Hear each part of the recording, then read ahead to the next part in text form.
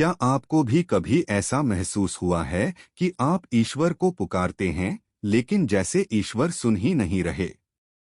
आप रोज ध्यान करते हैं, पर भीतर का तूफान थमता नहीं।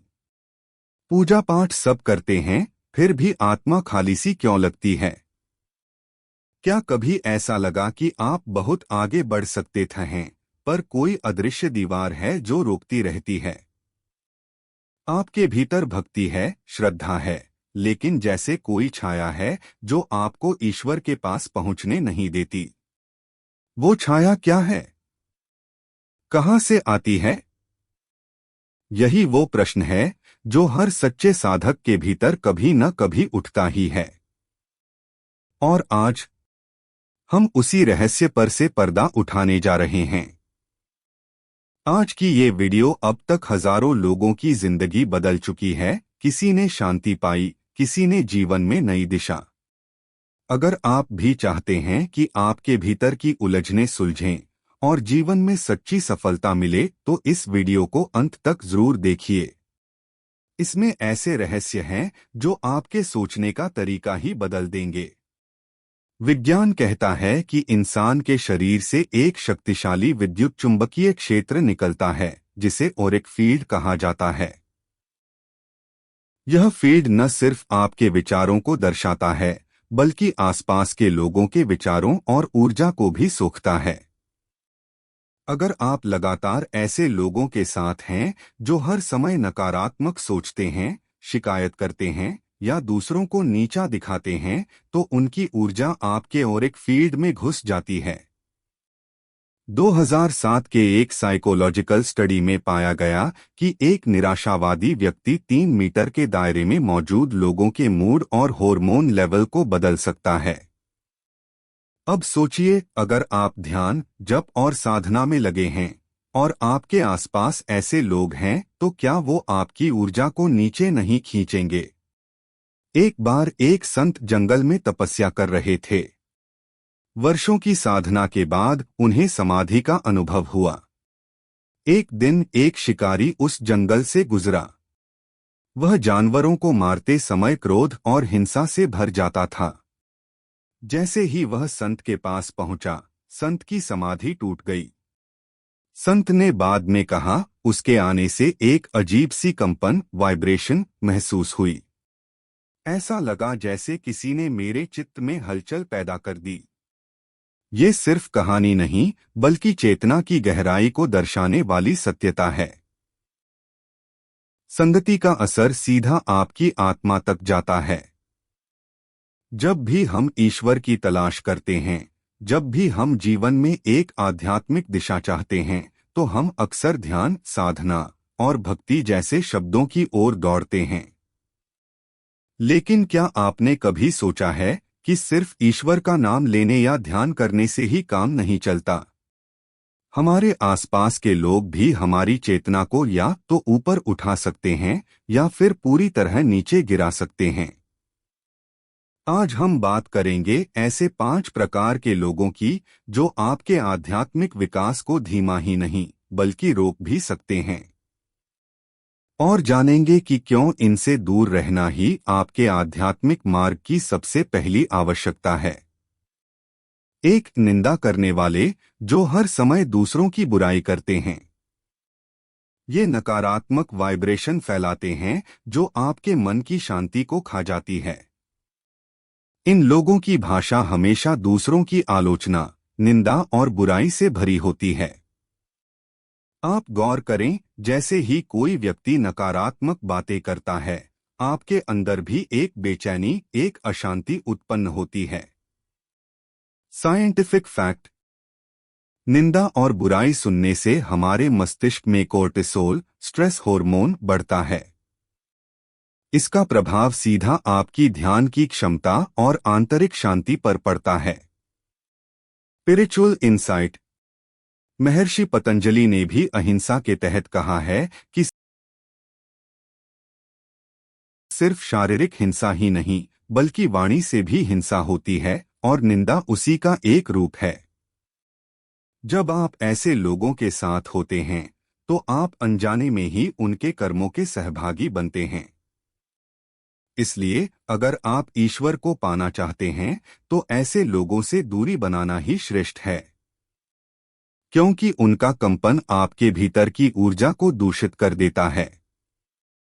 दो, डर फैलाने वाले, हर चीज में डर, भय और शक देखने वाले लोग।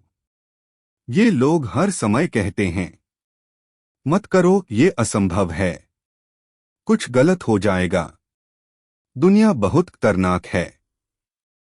साइंटिफिक फैक्ट, इनकी बातों से हमारे मस्तिष्क का अमेगडला सक्रिय हो जाता है, जो डर और चिंता की स्थिति को बढ़ा देता है। इससे हमारा साहस, आत्मविश्वास और निर्णय लेने की क्षमता कमजोर हो जाती है। स्पिरिचुअल ट्रूथ, भगवद गीता में भगवान श्री कृष्ण ने कहा, निर्भयता एक दिव्य गुण है। भय व्यक्ति को ईश्वर से दूर करता है, क्योंकि भय का मूल कारण है अज्ञात का डर। और जो लोग हर बात में डर दिखाते हैं, वे हमें ईश्वर की ओर बढ़ने नहीं देते। अब जानिए कि आप अपने मन को कैसे ट्यून करें ताकि आपकी ऊर्जा ऊंची बनी रहे और आप ईश्वर की ओर बढ़ते जाएं। मन एक रेडियो की तरह है, सही फ्रीक्वेंसी पर ट्यून कर लिया तो ब्रह्मांड से जुड़ाव तुरंत हो सकता है। ऐसे लोगों से दूर रहना अनिवार्य है, वरना उनका डर आपके भीतर संदेह और रुकावट बनकर बैठ जाएगा। 3, भौतिक सुख में डूबे हुए, जो केवल धन, नाम और शरीर को ही जीवन का लक्ष्य मानते हैं। इनके लिए जीवन का उद्देश्य सिर्फ बड़ा घर, महंगी गाड़ी और सोशल स्टेटस तक सीमित होता है। ऐसे लोगों के संपर्क में रहते हुए आप भी अनजाने में उन्हीं चीजों को पाने की दौड़ में लग जाते हैं। साइंटिफिक पर्सपेक्टिव, मनोविज्ञान कहता है कि मिरर न्यूरॉन्स के कारण हम जिनके साथ रहते हैं उनके व्यवहार की नकल करना शुरू कर देते हैं।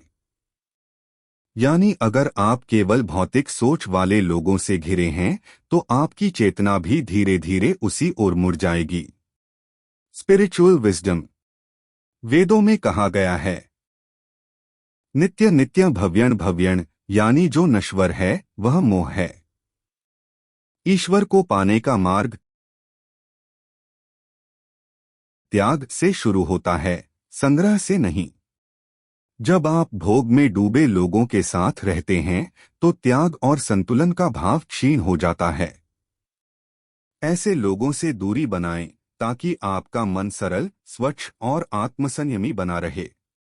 4, संदेह फैलाने वाले, जो हर आध्यात्मिक बात को मजाक समझते हैं। जब आप ध्यान, ईश्वर या योग की बात करते हैं तो ये लोग हंसते हैं, मजाक उड़ाते हैं और कहते हैं ये सब ढोंग है। साइंटिफिक व्यू, हमारा मन जब बार बार संदेह के संपर्क में आता है तो उसकी फेथ मेमोरी कमजोर हो जाती है, अर्थात हम धीरे धीरे अपनी ही श्रद्धा पर शक करने लगते हैं और यही संदेह आध्यात्मिक पतन की जड़ बनता है। स्पिरिचुअल अंडरस्टैंडिंग, श्रीमद् भागवत गीता कहती है, श्रद्धावन लाभते गायनम, यानी केवल श्रद्धावान व्यक्ति ही ज्ञान को प्राप्त करता है। संदेह करने वाले लोग न सिर्फ खुद भ्रम में रहते हैं बल्कि दूसरों को भी उस अंधकार में खींचते हैं। ऐसे लोगों से दूरी बनाए रखें ताकि आपकी श्रद्धा, जो आपकी आध्यात्मिक यात्रा की नींव है, डगमगाए नहीं। 5, आत्मकेंद्रित लोग, जो केवल अपने स्वार्थ में जीते हैं। इनका एक ही उद्देश्य होता है, मुझे क्या मिलेगा, मेरी समस्या सबसे बड़ी है, मेरे फायदे की बात करो। साइंटिफिक रियलिटी, ऐसे लोग हमारे डोपामाइन सर्किट को इस तरह प्रभावित करते हैं कि हम भी स्वार्थी, लाभ केंद्रित सोच की ओर झुकने लगते हैं। स्पिरिचुअल डेप्थ, ईश्वर सेवा, प्रेम और त्याग के रास्ते में मिलते हैं। स्वार्थ की अग्नि में प्रेम की भावना जल जाती है। जो केवल खुद में जीते हैं उनके जीवन में अनुभूति नहीं होती और बिना अनुभव के ईश्वर का मार्ग अधूरा है। आत्मकेंद्रित लोगों से जुड़े रहना आत्मा के विकास को रोक देता है। उनसे दूर रहकर ही हम सेवा, सहानुभूति और करुणा को जीवित रख सकते हैं। क्या करें? सुबह उठते ही 2 मिनट प्रार्थना करें, हे ईश्वर, मुझे अपने सत्संग में बनाए रखना। ध्यान के पहले मन में सकारात्मक संकल्प दोहराएं, मैं शांति हूँ, मैं प्रकाश हूँ। सप्ताह में कम से कम एक दिन डिजिटल डिटॉक्स करें, सोशल मीडिया से दूर। याद रखें, आपकी आध्यात्मिक यात्रा एक बीज है। उसे बढ़ने के लिए सही वातावरण चाहिए। जैसे बीज को सूरज, पानी और मिट्टी मिलती है, वैसे ही आत्मा को संगत, ज्ञान और मौन की जरूरत होती है।